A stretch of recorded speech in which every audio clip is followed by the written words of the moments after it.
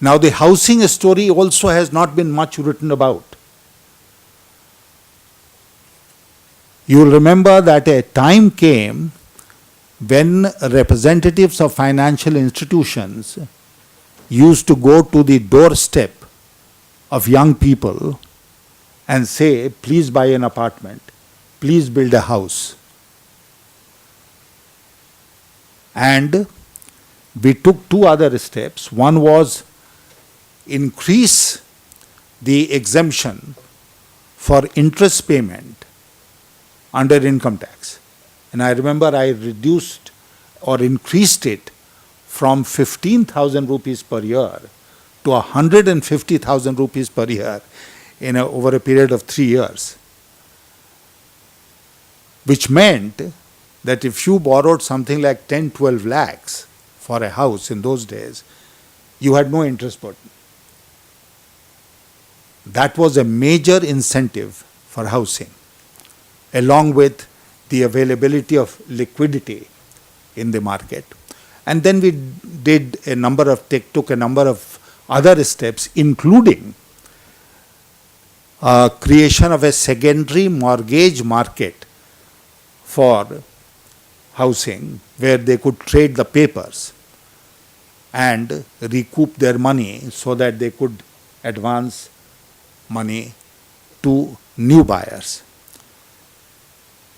Now, housing is a sector in any economy, and certainly in an economy like India, which creates its own multiplier effect. And that multiplier effect was created. Infrastructure. Why did we start building roads? Not only the national highways, even rural roads. You know, that cess that I imposed on petrol and diesel was spent on national highways, was spent on Pradhan Mantri Gram Sadak Yojana, and part of it was given to the state governments to improve the condition of state highways and build new state highways. We made part of the money available to the railways to construct railway over bridges. Now, when you construct roads at a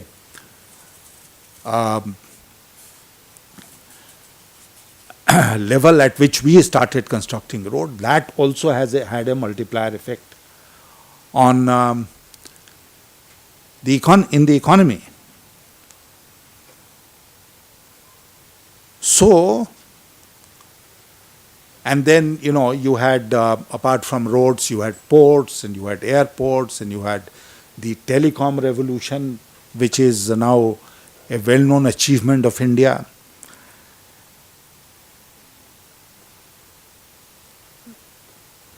This is what led to creation of investment demand in the economy. We did not depend on merely putting money in the pockets of individual person so that he can go to the market and spend, as this government has done. We said, let money go to the pockets of people through work, which they will then invest, and it will create a benign atmosphere in which production will keep pace with demand.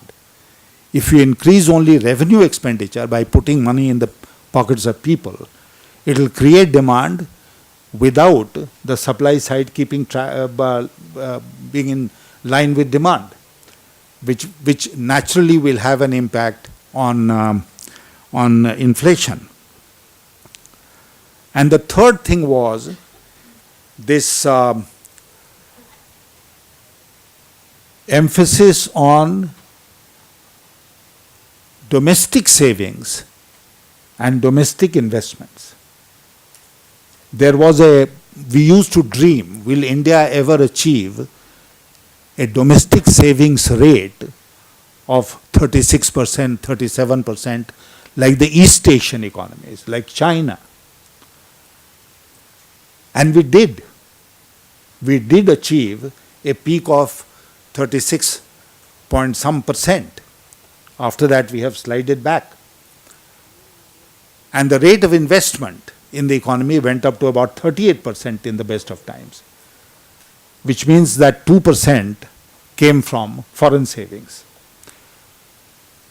And if you are investing 38% of your GDP in the economy, then the economy is bound to blossom.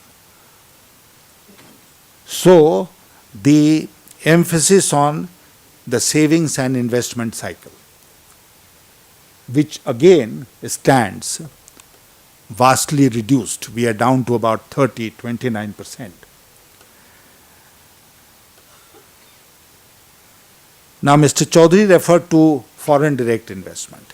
Yes, foreign direct investment has always been the icing on the cake as far as we are concerned. It's never been the main driver in the economy. It might have been main driver in certain sectors here and there or in individual industries, but as far as the economy as a whole is concerned, it is only an icing on the cake.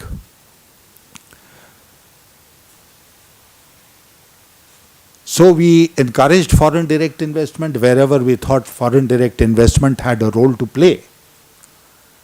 But we did not open the door so wide that all kinds of investment could come into the country. And even today, there is no need to do that. Now we are engaged today in a massive debate about FDI in retail.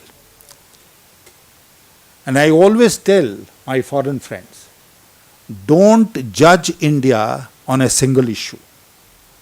Today, because of this debate, India is being judged on this single issue. Will India permit FDI in retail or not? If you permit FDI in retail, you are a very progressive country. You welcome FDI. And if you don't permit, then you are regressive and you don't welcome FDI. Let's reject it ab initio. We will not accept this kind of definition of our attitude towards foreign direct investment. You must be aware of the fact that 100% foreign direct investment is permitted in the food processing sector through the automatic route. And the Government of India calculated, the Planning Commission calculated that in the food processing sector, which is a very, very potential sector for growth, the total foreign investment that could flow, foreign direct investment, could be something like 325 million rupees. We have so far, if I am not mistaken, got about 25 million rupees in that sector. That's all. So, shall we go on depending on the foreigner coming, making an investment in that field and not think of making that investment ourselves? In fact, I'll tell the young audience assembled here this evening that there is nothing better to do in this country than to go for food processing in a big way.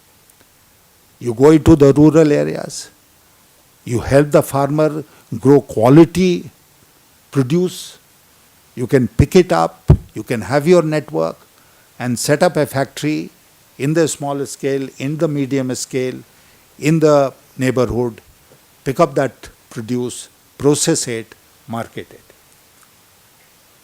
This is something where we need young entrepreneurs. So this debate about FDI is, as I said in this hall once when I was addressing the media, it's an irrelevant, meaningless debate. Mr. Chaudhary was quite right. If you are an attractive destination by yourself, then you don't have to go out of your way to create this incentive or that incentive. FDI will flow automatically. But we will engage ourselves in this debate till the cows come home, whether there should be FDI in retail. And we will not talk about more power. We will not talk about more roads. We will not talk about more ports and airports. We will not talk about more spread of telecom. We will not talk about more rural and urban infrastructure, but engage ourselves in a sterile debate. These are areas where we need to pay our attention to, which will create that multiplier effect that I was talking to you about.